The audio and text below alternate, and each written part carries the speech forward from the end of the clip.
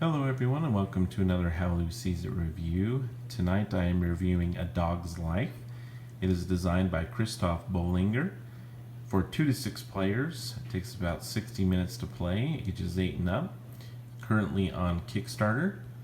The components. We have a nice quality box. It has a nice some nice artwork to it. The dog pilling on the lamppost is a nice touch. The title has a nice kind of shine to it, and it's a well-made box. Now, I don't know if the Kickstarter version will really vary from this at all, but this, in my opinion, is a finished product. So I imagine that this is what the product will look like. The board is a decently sized board here with some nice artwork. It's very nice. We also have these 6 dog figurines, which have some good detail to them. We have many different breeds here. The quality on them are pretty good. The only thing that I would say as far as the dog figurines go, the French poodle here, Bella, her feet are really close together, and so it's a little bit more difficult to keep her standing up. She'll fall over occasionally, and I don't know if that was just this specific piece in this game or what, but I think that one's just a little finicky. But the pieces look really, really nice. Let's show you just a few more here. We have Charlie, the Fox Terrier. We have Romeo, looking sharp in his gold chain and hat. Anyway, we have all sorts of, those are 6 dogs. There's also 6 corresponding dog cards, and they're made out of a nice thick cardboard. Each of the spaces for the cards is the same, so each of them have a hunger of 4, 2 spots in the bladder and 2 spots in the mouth, and they'll have the name and the type of dog and action points. The action points do vary with the name and the type of dog it is, and it shows you how many action points that specific dog has on their turn. There's also many tokens. There's these piddle tokens, aptly named, and there are also a bunch of these dog tokens, and I have to say they actually came out in really good shape, and they've actually stayed together good. Sometimes you have some of these and they'll kind of fray, fall apart, or they don't pop out very well, but these came out well. There are little trash can tokens, newspaper tokens.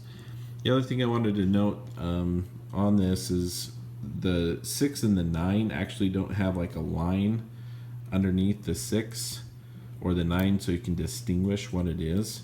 You can tell by flipping it back over if you flip them over this way so that the newspaper stays upright. You have the 6 and the 9, but just something little that I think could be improved on. Hope maybe they can improve on that before the print run. I don't know, but just a little comment there. But yeah, and then there's each of the dogs also has a specific deck to them, and on your turn basically you're going to be going around the board. The goal of the game is to get 3 bones taken back to your den and buried at your den, and the first one to do that is the winner. You can play a 2-player game. This is actually this is kind of nearing the end of a 2-player game right now, and we have basically each player is going to take the role of 3 dogs, and they will be, you can utilize your dogs and work together in some aspect, but the game ends specifically when one dog has 3 bones. And you could do, I think, a house rule where you actually play as a team, and the first person to get 5 bones as a total or something like that. You could also play that way. Let's go ahead and show you the rule book as well. The rule book is actually, I think, really well done. It has some good descriptors. It has a good combination of instruction that is written well with illustrations and pictures. And on your turn, well, in the back of the book, I just wanted to show you this as well. It gives you a little background on each of the dogs, and each of these decks are a little bit different. They have different probability of success at certain things. Like Bella is really good at going to restaurants and begging, and has a very high success rate of getting bones and lots of food. However, if she's going to fight with another dog, she only has 1 or 2 paws, and she's not likely to win those. Also, she's not very good at searching through trash cans, because that's just gross. So it's interesting because each of them, so you have Buddy here, you can see all the newspapers and everything. He's actually really good at delivering newspapers and getting good things for delivering newspapers. So each dog is a little different, and I think it works pretty nicely, actually. So they also have some gameplay tips and everything in the back. But basically what your turn comes down to is you again have a certain number of action points, and you're going to spend those moving around. It takes 1 action to move a space. You can also stop in a space with a drinking fountain, or not a drinking fountain, a fountain that the dog is going to use as a drinking fountain. And if your bladder is not full, you can take one of your piddle markers and fill up your bladder. When you take this over and you're in a space with a lamppost, you can then move one of these little piddle tokens and piddle on the lamppost. What that does is basically another dog coming this way, if he enters this space and say he still has 6 action points, well, he's going to spend the rest of those action points sniffing the lamppost, and he's going to lose the rest of his action points. At the beginning of his next turn, he can choose to piddle on it himself, and he basically just switches that out that others discarded, and they would place their token there. You can search a trash can if you're in a space with a trash can for 1 action. You take one of these and place it over to show that it's been searched. And this is not Max's card, but then you would flip it over. For example, on the trash can, ooh, he got a bone. So you'd be able to take the bone, and that's his Max. And so he, as long as he has space, he can perform that action and he can pick up that bone. You can also go back to your den, wherever that may be, randomly chosen at the beginning of the game, and spend an action to bury the bone in the den. Again, getting 3 buried in their den will win you the game.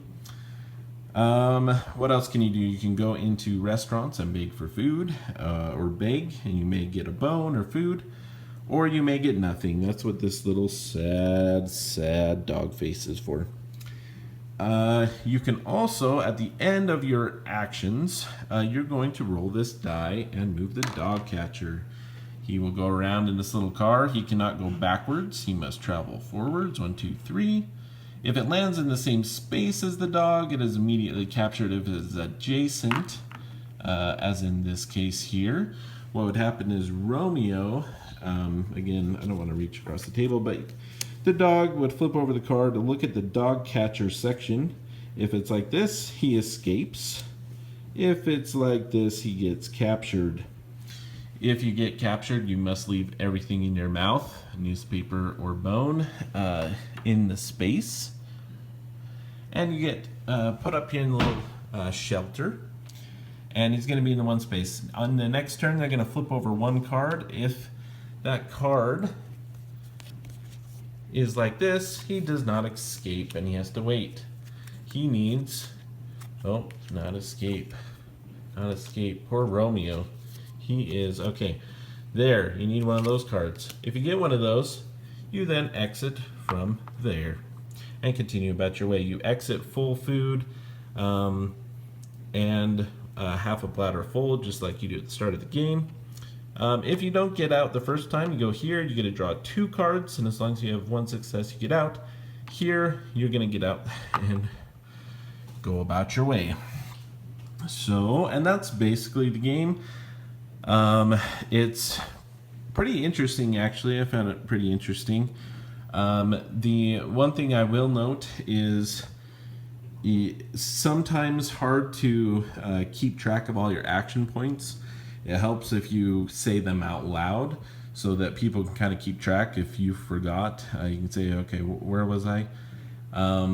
But that's kind of the only thing that I would be hesitant with kids, younger kids, is I feel like they're going to have a hard time keeping track of those action points.